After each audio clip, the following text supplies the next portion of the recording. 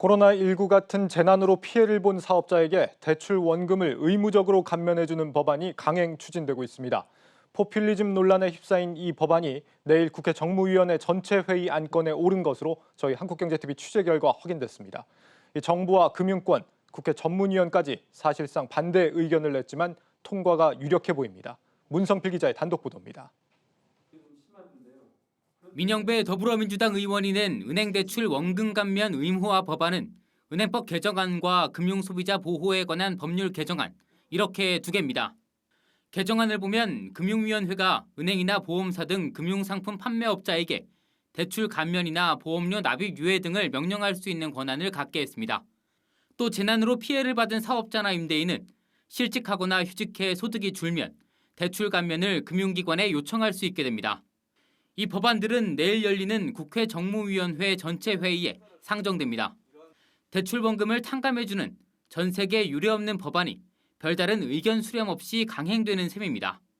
금융위와 금융권은 물론 법안 심사 가이드라인을 제시하는 국회 전문위원도 이 법안들에 사실상 반대 의견을 냈습니다. 먼저 금융위는 은행 대출 원금 감면을 의무화하는 것이 사기업인 은행의 재산권을 침해하고 은행 건정성 저해, 다른 소비자로의 비용 증가 등이 나타날 수 있다고 우려했습니다. 은행연합회도 금융권은 이미 코로나19 피해 소상공인을 대상으로 금융 지원을 적극 실시하고 있다며 법제화에 대한 반대 의견을 제시했습니다. 법안 심사 가이드라인을 제시하는 정무위원회 수석 전문위원 역시 대출 원금 감면을 의무화하는 해외 입법 사례를 찾아보기 어렵다고 지적했습니다. 하지만 국회에선 이 법안의 통과 가능성을 매우 높게 보고 있습니다. 서울, 부산 재보궐선거에서 참패한 여당이 민심을 잡기 위해 과반 의석을 앞세워 이른바 포퓰리즘에 적극 나설 것으로 보이기 때문입니다. 내일 이 법안들이 정무위 전체 회의를 넘게 되면 이르면 오는 28일 법제사법위원회를 거쳐 29일 본회의에 올라갈 예정입니다. 한국경제TV 문성필입니다. 사회 각계의 목소리를 외면한 채 강행할 정도로 과연 이 법안이 필요한가에 대해서도 따져볼 일입니다. 이 재난 상황에서 사회적 안전망이 필요한 것이 사실이지만 이자가 아닌 원금을 탕감하는 건 시장 경제의 근간을 흔드는 일이라는 지적입니다. 이어서 배성재 기자입니다. 이번에 나온 개정안은 코로나19 팬데믹과 같은 재난 상황에서 법률에 따라 수익 창출이 제한된 사업장들을 법률로서 보호해야 한다는 취지를 담고 있습니다. 개정안 발의 의원들은 제안 이유서를 통해 사업주의 도산에 따른 실직자 확대, 빈부격차 심화 등을 막아야 한다고 적었습니다.